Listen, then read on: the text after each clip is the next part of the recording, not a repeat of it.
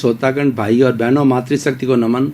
Channel 24+ news के खास विशेष मनमोहक अच्छा इंसान बनाने वाला, मानवता के सूत्र देने वाला, अच्छे संस्कार देने वाला, बच्चों को, किशोरों को, युवाओं को, युवतियों को, महिलाओं को, वरिष्ठ नागरिकों, सभी वर्ग के लोगों को अच्छा संस्कार देने वाला, अच्छी अच्छी बातें बनाने वाला, मनोरंजन और आत्मरंजन की बात बताने वाला, विश्व विकास की बात बताने वाला, पर्यावरण की बात बताने वाला, शांतिपूर्ण से अस्तित्व के सूत्र देने वाला पुनरुत्थान कार्यक्रम में आपका हार्दिक स्वागत है, अभिनंदन है, सत्कार है। पुनरुत्थान कार्यक्रम में जो भी एपिसोड रखा जाता है उसके अंदर सागर सी गहराई होती है और हिमालय सी ऊंचाई होती है, यानी उसको होलिस्टिक बनाया जाता है, उसको शोध परख बनाया जाता है, उसको मल्टी डायरेक्शनल बनाया जाता है। उसके अंदर ऐसी सामग्री डाली जाती है हर मेंटल स्टेटस के लिए, हर उम्र के लिए, हर रुचि वाले के लिए, वह कुछ सार गर्भित हो और उसमें से कुछ जो है वो ऐसी बातें ग्रहण कर सके जिसके उसके जीवन में सुधार हो, उसका जीवन बदले, उसकी जीवन शैली में सुधार आना चाहिए। इसी क्रम के अंदर आज हमारा बहुत समसामयिक विषय लेकर के हम आपके सामने प्रस्तुत हो रहे हैं। आज का हमारा विषय है स्वास्थ्य, संयम एवं संतुलन। भाई और बहनों, दर्शकगण, श्रोतागण, बहुत ही समसामयिक सुंदर विषय है जो हमारा आहार संयम। आज हमारा आहार का बहुत असंयम हो गया है। खाने पीने के बारे में व्यक्ति बिल्कुल ध्यान नहीं दे रहा है।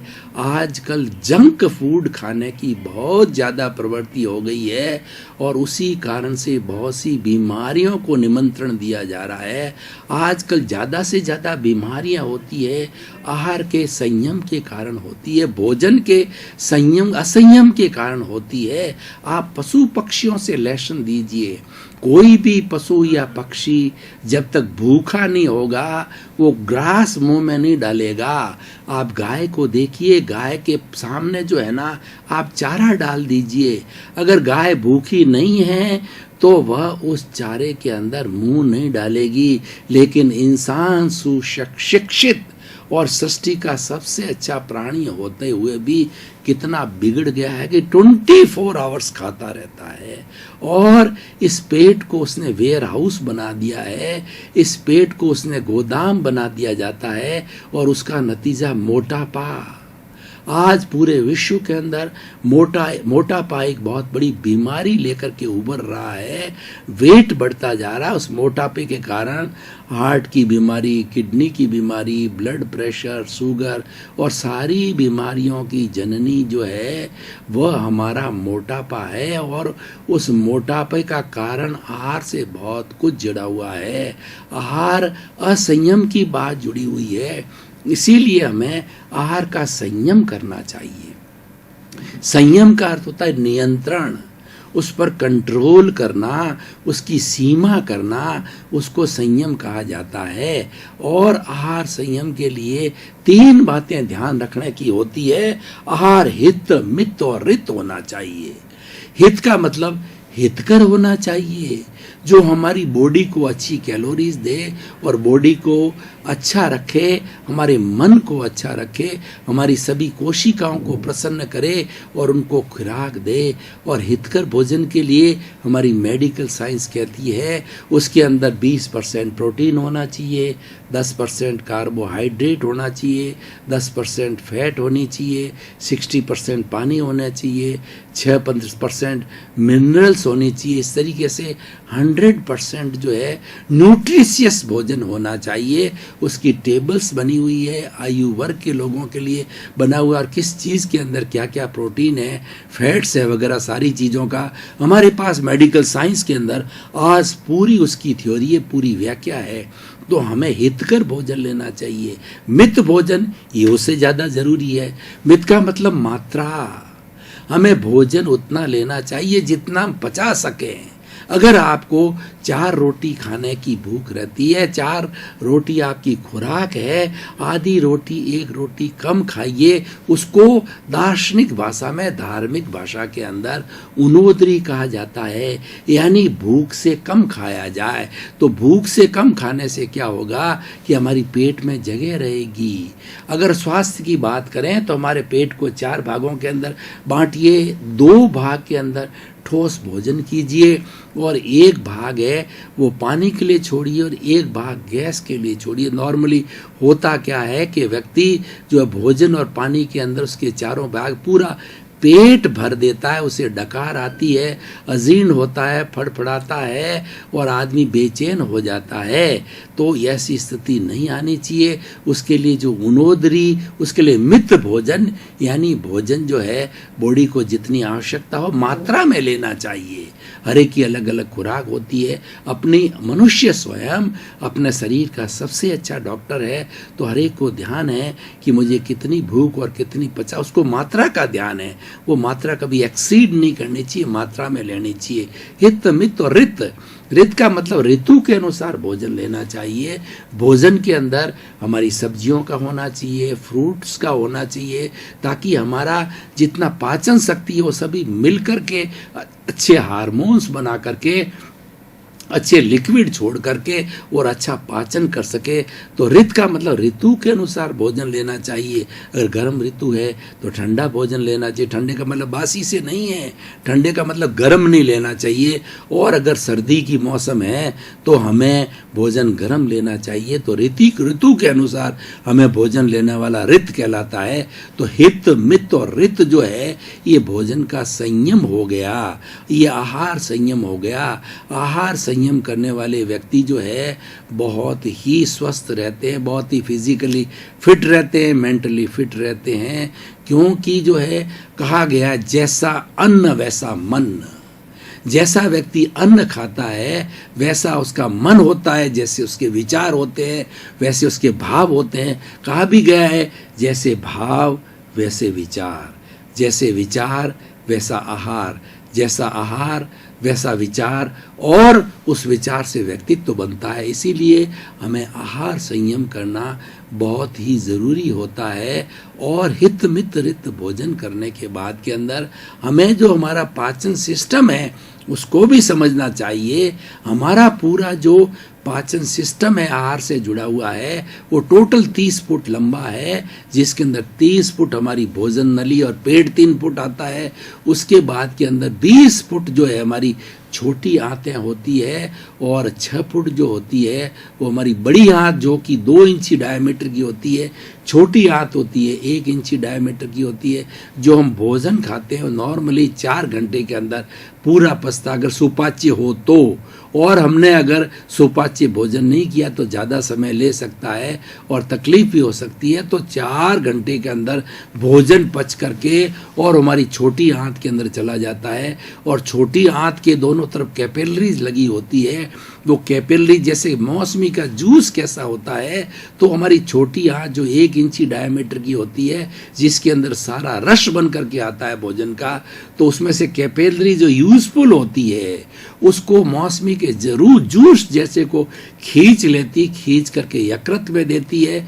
यकृत जो है 500 तरह के काम करता है और मुख्य हमारा भोजन है उसे ब्लड बनाता है। और ब्लड वो है सर्कुलेट होकर के हमारे जो है वो हार्ट के अंदर आता है और हार्ट से जो है वो सारे बॉडी के अंदर जाता है और इम्प्योर हो जाता है तो फिर हार्ट के द्वारा जो है वो लंग्स के अंदर जाता है, लंग्स से शुद्ध होकर के पुनः हार्ट में आता है। तो ब्लड सर्कुलेशन होता है सारा, ये हमारा भोजन से ब्लड बनता है और ब्लड के बिना हमारा स्वास्थ्य नहीं रहता है। तो इसीलिए भाई और बहनों, दर्शकगण, श्रोतागण, आहार संयम का बहुत बड़ा महत्व है। हम जो कुछ भी कार्य करते हैं ये हमारी विटैलिटी से कार्य होता है, ये हमारी प्राण शक्ति से कार्य होता है। प्राण शक्ति 4 बातों से बनती है, उसके बिना हम एक अंगुली भी नहीं हिला नहीं सकते। मन की, वचन की, शरीर की जितनी प्रवृत्ति, इंसान नहीं हर प्राणी जो करता है, जिसके ये तीनों में से कोई होता है, वो सारी विटैलिटी, वो सारी प्राण शक्ति कहलाती है, वो ऊर्जा कहलाती है। वो प्राण शक्ति जो है 4 4 चीज़ों से बनती है। सबसे पहले भोजन, उसके बाद में पानी, उसके बाद में प्राण वायु ऑक्सीजन, और उसके बाद के अंदर अग्नि यानी सूर्य का प्रकाश। जठराग्नि भी उसके अंदर आई होती है, सूर्य का प्रकाश भी उससे जुड़ा हुआ होता है। तो वो 4 चीज़ों का हमें ध्यान रखना चाहिए। यानी हम भोजन हित मित रित करें, ये तो भोजन की बात हो गई। और पानी का मतलब जो होता है तुरंत भोजन करने के बाद के अंदर पानी नहीं पीना चाहिए, आधे घंटे 1 घंटे का इंटरवल लेना चाहिए। और पानी भी उतना ही पिया जाना चाहिए 1/4 जितना हमारा पेट हो, उससे ज़्यादा भी नहीं पीना और कम भी नहीं पीना चाहिए। उससे हमारी पाचन शक्ति जो अच्छी रहती है।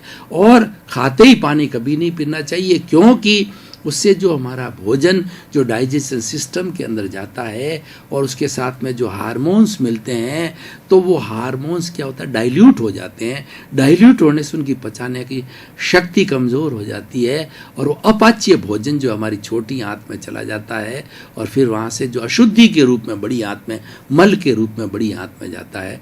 तो इस तरीके से जो है हमें 4 तरह की बातें हम बता रहे थे कि प्राण जो है शक्ति के लिए भोजन, पानी, और तीसरी जो हमारी जठराग्नि है, और दूसरा धूप में बैठना चाहिए। धूप हमारे लिए विटामिन डी कहा जाता है। और आजकल तो डॉक्टर लोग जिसके विटामिन डी की कमी होती है, इंजेक्शन सप्लीमेंट करने की बजाय वो कहते हैं कि ज़्यादा से ज़्यादा धूप में बैठो। इसीलिए प्रकृति माँ कहती है कि मैंने आप सबको 84 लाख जीवायोनि प्राणियों को जन्म दिया है, तो मेरी गोद में रहो, मैं तुम्हारा पालन पोषण करूँगा। गोद में रहने का अर्थ होता, माँ बच्चे की गोद में रहती है तो माँ को उसके प्रति आत्मीयता होती है, प्रेम होता है, वात्सल्य होता है, तो वो अच्छा पालन पोषण करती है।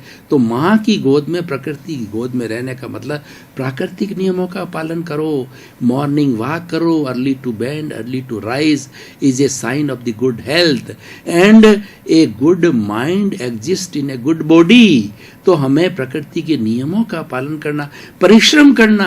हम जितनी कैलोरीज इनपुट देते हैं उससे उतनी कैलोरीज हमारी कंज्यूम करने के लिए हमें परिश्रम करना चाहिए। मॉर्निंग वॉक करना चाहिए, हर काम अपने हाथ से करना चाहिए, फिजिकल ज़्यादा से ज़्यादा एक्सरसाइज की जानी चाहिए। तो इस तरीके से भाइयों आहार संयम की बात हुई। इसका जो दूसरा पक्ष है वह संतुलन की बात कर रहा हूँ। देखिए, संतुलन सृष्टि का नियम है। पूरी सृष्टि में, पूरी पृथ्वी में सेंटर ऑफ ग्रेविटी होती, जो हमारी पृथ्वी जो सूर्य के चक्कर काटती है उसकी सेंटर ऑफ ग्रेविटी है। उस सेंटर ऑफ ग्रेविटी पर वो फिक्स रह करके और वो घूमती है। कोई भी घूमने वाली वस्तु की वो सीजी उसकी सेंटर ऑफ ग्रेविटी मध्य में रहती है, तब वो बराबर घूमती है। उसकी सेंटर ऑफ ग्रेविटी डिस्टर्ब होते ही वो अनबैलेंस होके गिर जाता है।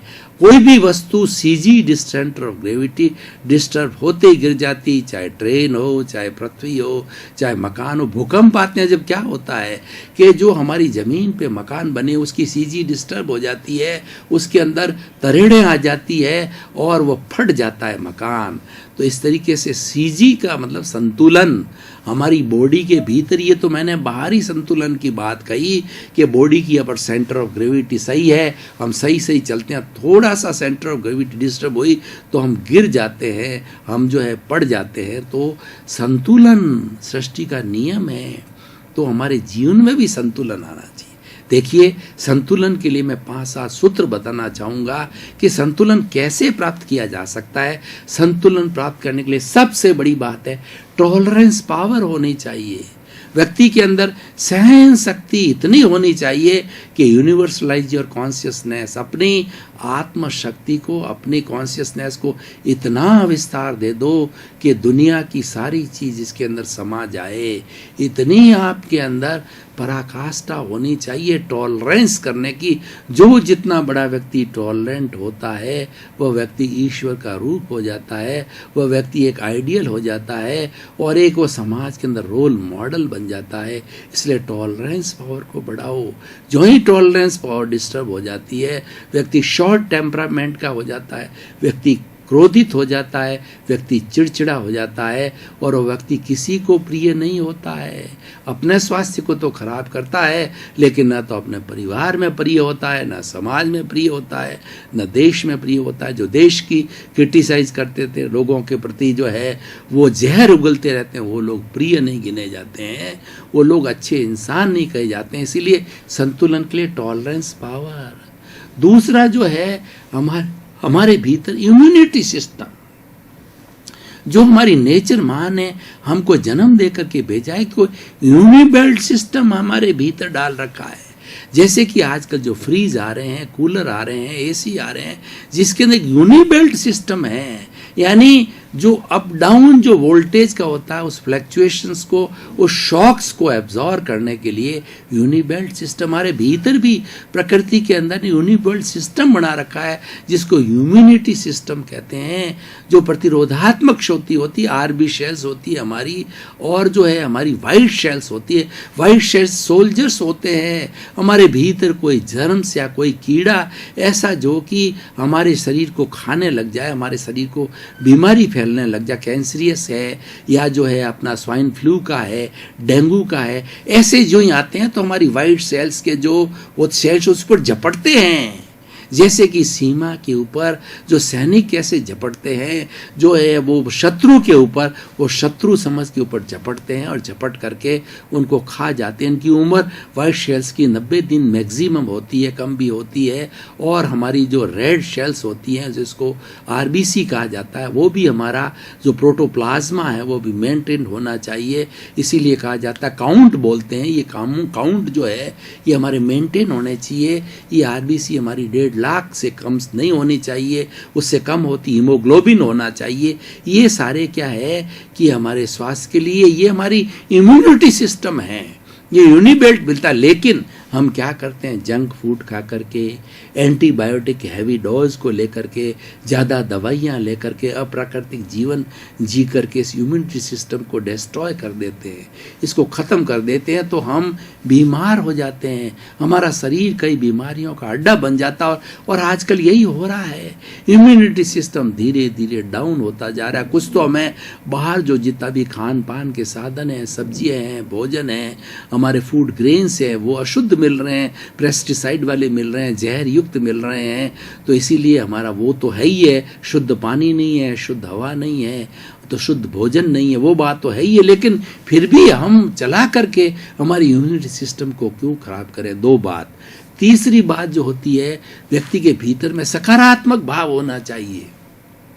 जो व्यक्ति दुख में से सुख निकालने की कला जानता है, वो व्यक्ति सबसे बड़ा संतुलित जीवन होता है। आपने आहार का संयम कर दिया, उसका इफेक्ट आता है कि हमारे जीवन में संतुलन आना चाहिए। और वो संतुलन तब आता है कि आहार संयम के साथ साथ के उनको जीवन के अंदर हम कुछ सूत्र रखें। तो हमने अभी जिस सूत्र की बात की कि हमारे जो भीतर पॉजिटिव थॉट्स आने चाहिए, नेगेटिव थॉट्स, जो 18 तरह के नेगेटिव थॉट्स हमारी भारतीय संस्कृति ने बताए हैं, जिनको पाप कहते हैं, जिनको नकारात्मक भाव कहते हैं, जिसको नेगेटिव कहते हैं, पुण्य, उसको कहा जाता है प्राणातिपात, मर्शावाद, अदत्ता दान, मैथुन, परिग्रह, क्रोध, मान, माया, लोभ, राग, द्वेष, कलह, अभ्याख्यान, पैशून्य, पर परिवार, रति अर्ति, माया, मर्षा और मिथ्या दर्शन। मैं इसकी गहराई में नहीं जाना चाहता, एक एक टॉपिक घंटों घंटों पर विवेचना मांगता है। तो ये नकारात्मक भाव है, जिसको पाप कहते हैं हमारी धार्मिक भाषा में। दर्शकगण, श्रोतागण, भाई और बहनों, आपका बहुत बहुत धन्यवाद। पुनरुत्थान कार्यक्रम आपकी दिशा को बदलता है, आपकी दृष्टि को बदलता है। दृष्टि बदल दीजिए, सृष्टि बदल जाएगी। दिशा बदल दीजिए, दशा बदल जाएगी। और हम यही काम करते हैं कि नकारात्मक भावों को सकारात्मक भावों में कैसे बदले जाएं, उसके सूत्र देते हैं, उसके हम टिप्स देते हैं। इसीलिए आप पुनरुत्थान कार्यक्रम देखते रहिए, और आप देख भी रहे हैं। इसी कारण पुनरुत्थान कार्यक्रम टॉक ऑफ द टाउन बन रहा है। तो हमारा उद्देश्य है सर्वे भवन्तु सुखिनः सर्वे भवन्तु निरामया। इसी क्रम में आपका जीवन आनंदमय हो, मंगलमय हो, सुखमय हो। आप शतायु होकर अपना जीवन अच्छा बनावें, समाज की सेवा करें। आपके प्रति मंगल भाव।